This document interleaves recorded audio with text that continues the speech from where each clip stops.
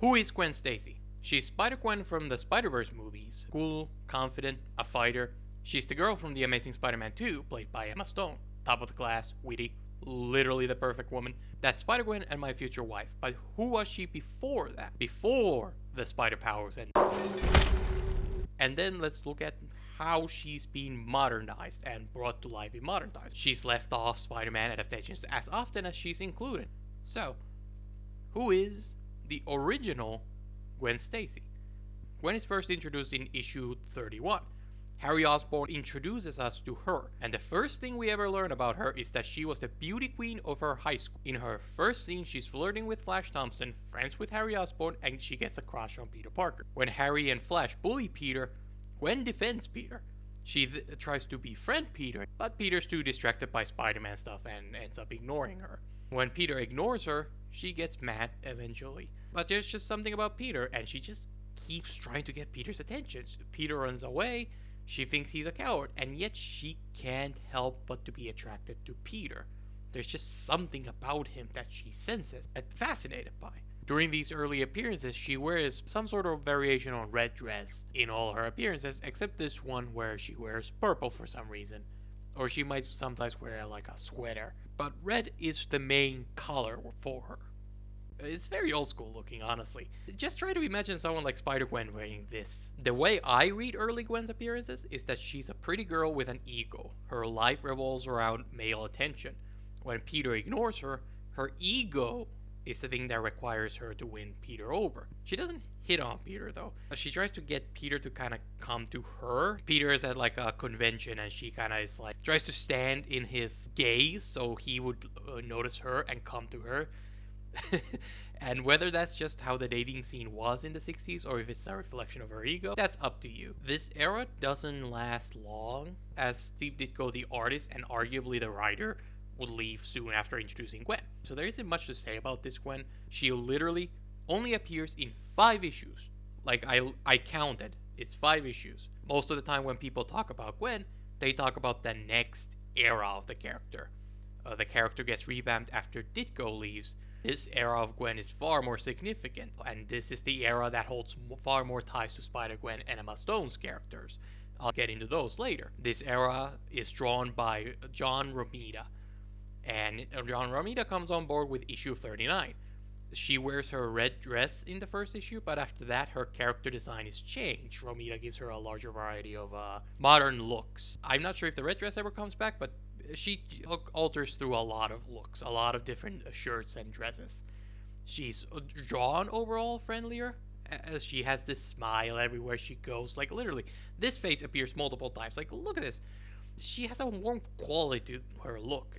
To me, she looks, oh my god, I'm not a native English speaker, so it's a little hard to describe, but to me she looks gentle, while before she looked more standoffish. This softness is reflected in her writing. She's much nicer to Peter. During Ditko era, she would openly mock Peter at times. She wasn't afraid to speak her mind and show her outrage. Here, the first thought she has is, we all agree to be nicer to Peter. How nice of her. Like, it's really nice. She did give Peter the benefit of the doubt multiple times before during Ditko's time, so it's not like she was a mean person or something. She just kind of held a grudge before.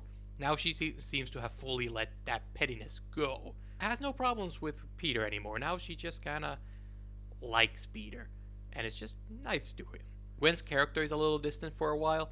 She's this pretty girl that Peter dreams about. You mainly see her from a distance, or Peter's talking to her in a group setting. They flirt a little, and they start getting closer in issue 50, where they now share private conversation and they go on bike rides together. It's honestly kind of sweet. Then issue 53, they actually agree to go on a date. Peter asks her out to a science convention, and she's just super happy to be with Peter. Like, I mean, just look at her. It's super wholesome to me. It's like I like this. It's kind of cute.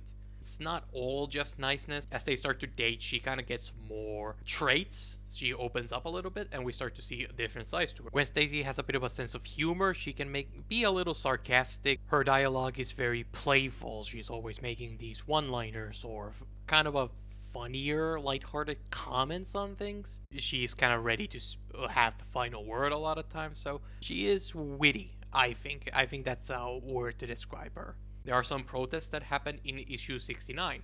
Some of the protesters talk smack about Peter, and is outraged by this, so she smacks the protester. Ain't no one disrespecting her man. I just gotta say, it feels really nice to see someone defend Peter.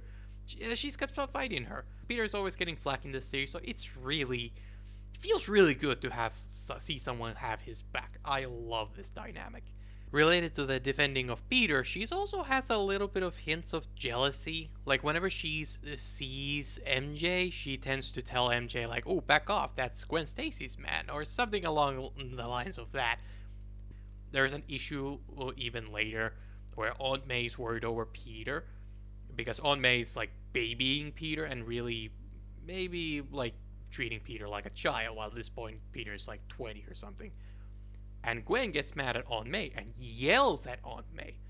Yelling at her like, "Oh, treat Peter like a man. He's not a child anymore." And Aunt May is actually kind of shocked by this. Now, there's two ways you can read it. You can feel like this is a cathartic moment or she's terrible for doing this. But it is in line with her character. She does get a little worked up sometimes. She does have this, like when something comes at her family, she tends to get a little mad. This often happens over Peter. In Ditko era, Peter is the one who hurt her ego, and that made her become almost obsessed with Peter in a sense. Here's some scenes where Flash cracks mean jokes at Peter's expense, and Gwen shuts Flash down. I believe Gwen is the only person to stand up to Flash, telling him to knock it off. And that's really, I think, great. That's her personality. She stands up for Peter. It's nice. After a while, Gwen's father is introduced, Captain Stacy. If you saw Spider-Verse, yes, this is the same canon event, Captain Stacy. Let's call that a preview. Gwen's mother makes no appearances, though, and she is never referenced in these issues. There are no siblings, there is no other family, it's just Gwen and her dad. They live together, they're super close, her father comes before anybody else in this series. That is tested, trust me, there are storylines exploring this. Presumably, I'd imagine something happened to her mom. It's kind of weird that there's no mother and it's never talked about, so I'd imagine there's something there. Maybe it'll be covered in a Sun storyline sometime after Gwen exits the series. I have not read those stories, so I don't know anything about that. But here, during basically the first decade of Spider-Man, her mom doesn't exist, and I think that does tell a story. Gwen is super attached to her father. Maybe there's a lost parent here, and that loss has made these two super close. I like that thought, personally, and I hope there's no contradiction to it in somewhere else in the lore, because it mirrors Peter's and Aunt May's relationship, and I think that's very fitting. Both lost parental figures, and they became super close to who they had left. It's a genuine, deeper connection between Gwen and Peter. They don't talk about it, but I think it counts, and I think that's a sweet thing. There's something that applies to most of the college cast. MJ also doesn't have parents and only has her aunt. Harry explicitly lost his mom, and now only has his dad. All of these characters have lost someone in their life, and they have someone they are kind of attached to, one parental figure left. Gwen does have a personality, but that's not everything there is to a character. Let's look at her life. When Gwen comes home from school, what does she do? Does she study? Does she go out to party? Does she go to help at a local shelter? Like, what does Gwen Stacy actually do with her time? I don't know. And that's because she has no real life. She only exists in the context of Peter Parker. She's like an NPC who waits for Peter to show up. I like this NPC, but she should feel like her full person with her own life. She should be doing things even when Peter isn't around. I have no idea what Gwen's goals are or what she actually does all day. That's not good for such a major character, especially when the other characters pass this check. MJ has a life. She has jobs, she has goals that she's working towards. Other characters have lives. Gwen doesn't. We never see Gwen study. Can you name her major? Like, if you genuinely, like, can you? What does Gwen Stacy study? It's mentioned like once in the entire run. Like, but it's like genuine question. Can you name her studies?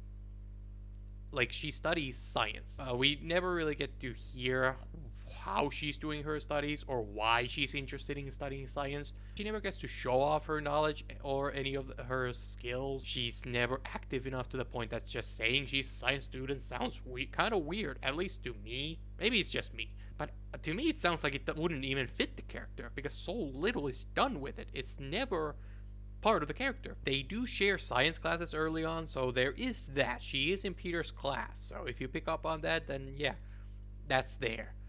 It's not mentioned, but you go ahead it there as a subtler element. Not that she does any actual science during those classes, so yeah. Now, before I get into the modern adaptations of the character, I do want to talk about the actual writing. Gwen's character doesn't do much in the first half of her appearances. She's either just a girl's. She's either just a girl Peter's vying for, or there's some uninspired relationship drama like she does cry quite a few times. There are quite a few storylines where it's like, oh no, is this it? Are they gonna break up? And it's like, she's kind of a passive character for most part. That someone for Peter to chase, or someone to throw Peter off. But she often doesn't feel like she's a full person of her own. It's in the second half of Stan Lee's run where Gwen gets more interesting. Remember when I said Captain Stacy is the most important man in Gwen's life? That this is the original police captain for Spider-Verse?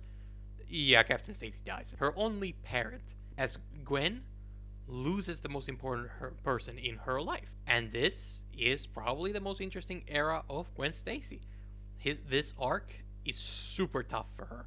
She believes Spider-Man murdered her father, so she wants to get back at Spider-Man. This is a whole plot. She goes and gives her support to a man called Bullet. Bullet's a villain during this era. He's just an awful person. And I don't think Gwen necessarily knows how terrible Bullet is in the storyline.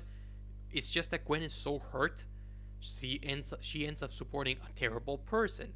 She takes real action that influences the story in a negative way. And I think that's compelling. She has agency. She is actually doing something. And she now has a goal, which is get back to Spider-Man. She's more withdrawn. She doesn't make her usual comments, right? Her usual wit is gone, and her entire body language has changed. It makes sense. It would be weird if she went around smiling like this, but the contrast between the happy Gwen that we've seen for most part, and this stuff, I think is quite effective. I think it's a good moment for Gwen Stacy. During the whole ordeal, Spider-Man kidnaps Gwen Stacy. Don't worry about it. Imagine Gwen's side of this. The man who murdered her father now kidnaps her and is threatening her boyfriend. And she still talks back at Spider-Man. She might not physically be able to fight back, but she's definitely got that fighting spirit in her. And I find it super badass. Like, go Gwen. Like, after this whole story, she can't take it anymore, and she moves to London to live her with never-before-mentioned uncle, Arthur. And then we have an issue set in London during the people in her lives. Gwen doesn't have the two most important people in her life anymore, Peter and her father. Her entire life has essentially been derailed, and she's living in a strange place, relatively alone. No, this issue has so much juicy drama. It's perfect for examining identity and trauma and character growth. If there wasn't ever an issue that would highlight Gwen's character the best, it'd be this one. Like, this should be her definitive story. Now, this issue is told from Peter's perspective. Peter travels to London after her and ends up getting into a throwaway Spider-Man adventure. We only get 2 scenes with Gwen. 2 pages, 8 panels, and she's passed out in 2 of those panels, by the way. 10 word balloons, 12 lines. That's it. Just to give perspective, this issue is 20 pages long and never appears anything else. Our Uncle Arthur has an equal amount of dialogue and screen space to Gwen. Our biggest story completely sidelines her. It's downright awful just how dirty she's done here. Like, she doesn't even have an arc. She just kind of sees Spider-Man and passes out, and that's kind of it. We don't get anything worth value from her. I kind of resent it, honestly. It's awful. When Gwen gets interesting, we don't get her point of view. Bullet's storyline is spent with Peter, so we don't get to see her fully develop. We just get a little taste of Gwen doing a thing, a single thing, a little bit of agency. When she goes to London, we're in Peter's point of view, so any character development she goes through, we never get to see. That's off panel. This arc ends with her returning at the end of issue 98. And that's that. No scenes of her growing or dealing with her issues, not even a scene where she chooses to return to Peter. Nope. We're just in Peter's point of view, and she just shows up out of nowhere, and that's that. A positive note here is that after this point, there is no relationship drama between Gwen and Peter, I think. They get scenes where they hang out and they sit on a bench and they just kind of go on dates and they talk their issues through. Like, seriously, there's like a scene where Peter is like feeling terrible about being broke and kind of embarrassed by it. And he admits it to Gwen, and Gwen is like, yeah, that's cool. That's okay. She doesn't care about the money. And it's like a real, genuine, like, working through issues and instead of cheap drama. And I think it's great. They're a cute couple, and I think that's worth something. Gwen's a great character, but the writers are very adamant that they don't want to showcase this. I think this is what ultimately destroys Gwen's character, why so many people don't like her. She never gets to be more than an object of Peter's desires. She's just a girlfriend, and that ultimately limits her. She should have been written as a person. This was Gwen's legacy for decades. In fact, the most well-known thing about her was death of Gwen Stacy in issue 121. She gets kidnapped by Green Goblin, knocked off of a bridge, and she snaps her neck during the fall. We don't get to see her thoughts during this event. She has no real point of view during her final and most famous storyline. She has nothing to do with the actual Goblin story. It's again just Peter's point of view, and that's honestly kind of infuriating at this point. At least for me. I like this character. I want to see her take the lead. I want to see her more. I want to see her thoughts and experiences. Why is that too much to ask for? Like, oh my god. For decades, she was the girl who died. Everything that happened before this point didn't really stick. And if it did, it wasn't never about her. But in modern times, she has been rediscovered. She's been modernized in 3 different ways. The first modernization comes in The Ultimate Spider-Man by Brian Michael Bendis and Mark Bagley. This take feels less like a modernization to me and more like a reinvention. Here Gwen is a troubled goth girl. Like, yeah, she meets Peter Parker in high school and they become good friends. Her home life is so terrible she ends up moving at Parker's. Here Gwen and Peter are less boyfriend and girlfriend and more just friends or brother and sister. She's angrier and more far removed from the original. And I don't want to spoil The Ultimate Spider-Man in case anyone hasn't read it, but she does gain superpowers later on in the series. And I will have to admit though, I haven't read Ultimate Spider-Man in years, and I don't feel like rereading 100 issues for research, so if anyone has read it more recently, feel free to expand on this character. The next take was in Spectacular Spider-Man. This Gwen is also high school aged. This Gwen is more of a shy nerd. She's already friends with Peter when the series begins, and as it goes on, Gwen has a crush on Peter. They have this kind of a will they, won't they thing, and a love triangle between Gwen and the new girl, Mary Jane Watson. Spectacular Gwen gets jealous, which is a personality trait of the original Gwens. Gwen is smart and into science. You know this because she has glasses. She has a more stereotypical nerd look to her. She wears like orange sweatshirt, which is pretty far removed from the red dress from Ditko era. Gwen was also included as the main love interest in The Amazing Spider-Man by Mark Webb, played by Emma Stone. This Gwen continues the Spectacular Spider-Man take. She's top of her class and works for Oscorp. This version of Gwen was even supposed to travel to UK to study at Oxford, which is reminiscent of the whole London story. Emma Stone ends up... That's very reminiscent of the original comic book death. These two takes, Spectacular and Amazing, they stay true to the original, but they play up the aspects that weren't allowed to shine the first time in the originals. The science aspect was there in the original. It was just never really shown. Now it's at the forefront. These two takes are probably my favorite take on Gwen Stacy. Let me know what's your favorite take on Gwen Stacy. I would love to know. I've seen some people say this take takes more from the MJ character, which I personally don't see. I genuinely don't understand how. And I would love to hear that. If somebody believes that, like, please, let me know in the comments. I genuinely don't see it. I think this take on Gwen is a perfect modernization of what came before. I think it takes what was there and just gives her more agency, makes her more of an interesting character, and allows her unique personality traits to shine. The third type of modern Gwen is oddly not the weirdest one out of the 3, Spider-Gwen. Spider-Gwen is Gwen Stacy with spider powers. Spider-Gwen was given her own series of comics that I haven't read recently enough to comment on. This take was then adapted into the animated Spider-Verse movies, and I think it was in a cartoon as well. I'm just talking about the movie version because that's the one I'm more familiar with. Spider-Gwen's personality doesn't feel like the other Gwens to me. She's more cool and collective. She's confident. She doesn't get jealous during this series. She is funny and I do feel like the one-liners fit Gwen. Gwen could have a lot of like sarcastic or witty comments. She had a lot of one-liners in her original appearances, so I think that fits. She's a woman of action here. And I think that, like, at first I thought that that's weird, but I think it actually fits. It's like of the things I talked about before, this feistiness. She has this fighting spirit. This is just a version that has the power to act on it. You could argue this Gwen is just Gwen who's been matured by the responsibility of spider power. She's not completely removed from Gwen Stacy. I think there's absolutely those connections. And I think there's a lot more connections too. In a very weird way, the spirit of Goth Gwen is kept alive. Both the comic book version and the movie version are in rock bands, which is a very cool pull. It's spiritually connected without being literally the same thing. I wish she wore the headband though. That's something this take doesn't have, which I wish they kind of kept. I hope it appears in the future movies. None of these adaptations use the color red. Like, that was like Ditko's signature color for her. Like, that's like her color, and basically every single artist after Ditko abandoned that completely. I don't really have a point. I just think that's interesting. And now that Spider-Gwen has popped off, I don't think the red is ever coming back. Somebody might do a throwback, but white and purple has kind of overtaken that, so that's interesting to note.